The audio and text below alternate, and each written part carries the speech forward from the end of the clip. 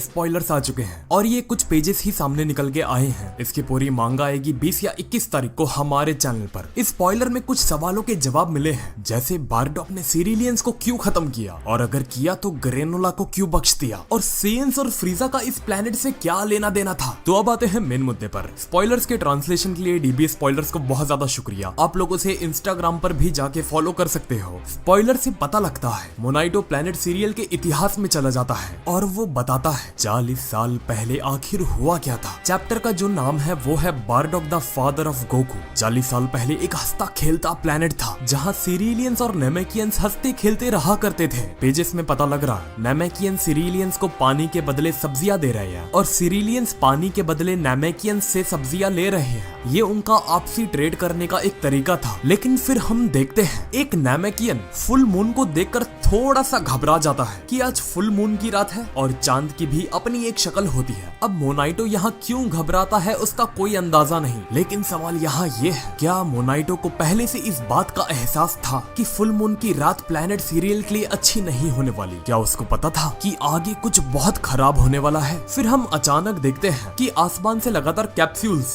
जिससे फ्रीजा और सेयंस ट्रेवल किया करते थे अपने यूनिवर्स में एक प्लेनेट से दूसरे प्लेनेट के लिए, वो आके प्लेनेट सीरियल से क्रैश लैंड करने लगते हैं और वो तादाद में इतने ज्यादा होते हैं कि उनके क्रैश लैंड करने के वजह से उनके शहर को काफी नुकसान उठाना पड़ता है। अब सारे उस प्लेनेट के लोग सहम से जाते हैं कि आखिर ये आसमान से नीचे क्या गिरा। सब नेमेकियंस जाके देखने लगते हैं कि आखिर इसके अंदर है क्या। फिर उसके अगले पेज में हम देखते हैं अचानक वो हंसता खेलता माहौल पूरा बदल सा जाता है। 3-4 सेयंस काफी ज्यादा रेज में रहते हैं। मोनाइटो भी यहाँ कहता है अचानक ये लोग कहाँ से आ गए प्लेनेट पर। उसको भी इस बात का जरा सा भी अंदाजा नहीं था। फिर हमें इस बात का जवाब मिल जाता है कि हाँ, सेयंस ने तो प्लेनेट सीरियल को तबाह किया, क्योंकि पेजेस से तुम अंदाजा लगा सकते हो सेयंस काफी रेज में है और सिरिलियंस और नेमेकियंस अपनी जान को छुड़ा के भाग रहे हैं। लेकिन सवाल यहाँ ये है, फिर मोनाइटो ये क्यों कह रहा है कि सेयंस ने हमें मारा नहीं बचाया, जबकि पेजेस में मामला कुछ और ही दिख रहा है? आप लोग भी बताओ कमेंट बॉक्स में कि आखिर ऐसा क्यों हो रहा है। मोनाइटो कहता है हम सिरिलियंस और नेमेकियंस तादाद में इतने ज्यादा कम होते हैं कि उस प्लेनेट पर सेयंस को हमें खत्म करना इतनी बड़ी बात नहीं होती। माफी मांगता हूँ, मैंने सेयंस का नाम लिया यहाँ, लेकिन उसका यहाँ यही कहना है कि जो लोग भी उन्हें खत्म करने आए थे उनके लिए इतनी बड़ी बात नहीं होती। फिलहाल एक बात का गौर करना इस स्पॉइलर में, मोनाइटो अब भी यहाँ ये नहीं कह रहा कि सेयंस लोग जो आए थे वो नेमेकियंस और सिरिलियंस की जान के पीछे पड़े थे। वो बार बार कुछ लोग का जिक्र कर रहा है और पेजेस में भी हमें साफ दिख रहा है कि सेयंस ही ज्यादा एग्रेसिव पोजीशन पर है। फिर हम देखते हैं सारे नेमेकियंस और सिरिलियंस को एक जगह पकड़ के बैठाया जाता है और चारों तरफ से उनके ऊपर गोलियां दाग दी जाती है। लेकिन एक नेमेकियन उस झुंड में नहीं होता, वो अलग से चलता हुआ आता है अपने सबसे बुजुर्ग नेमेकियन के पास। देखता है कि सारे लोग मर चुके हैं और कुछ अपनी आखिरी सांसें गिन रहे हैं। एक दूसरा नेमेकियन जिसकी आखिरी सांसें चल रही होती है वो मोनाइटो को कहता है मैं ये ड्रैगन बॉल तुम्हारे भरोसे करता हूँ मोनाइटो। फिर उसके बाद शायद वो नेमेकियन भी अपना दम तोड़ देता है और मोनाइटो कहता है कि अब वो अकेला ही नेमेकियन जिंदा रह चुका है और दूसरी जगह पर सिरिलियन सारे सेयन लोग को रोकने में लगे हुए थे। फिर उसके अगले पेज में हम देखते हैं बारडॉक को और यहाँ तुम देख सकते हो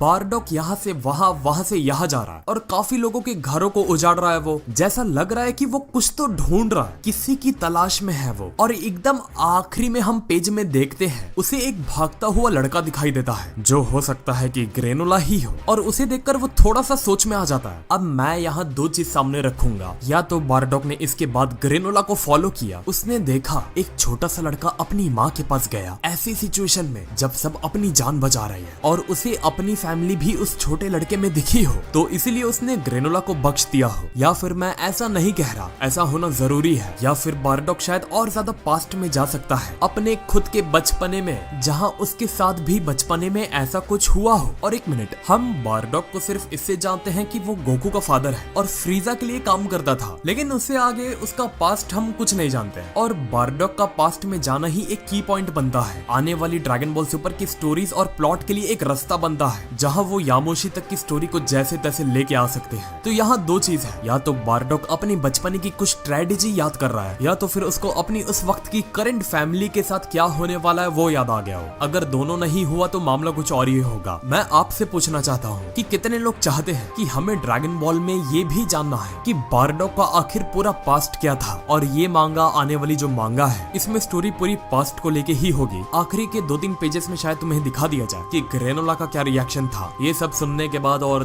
पता चलने के बाद ये कुछ ही पेजेस थे, सारे पेजेस बाहर निकल के आएंगे 21 तारीख को। खैर अभी काफी सवाल के जवाब राजी हैं, तो वीडियो को लाइक करो जिससे हम और ज्यादा मोटिवेट होते रहें और आप लोग के लिए ऐसे ही स्पॉइलर की वीडियो लेके आते रहें। और चैनल को हमारे सब्सक्राइब करो जिससे आप लोग 21 तारीख की वीडियो को मिस ना कर पाओ। तो मिलते हैं फिर अगले वीडियो में एक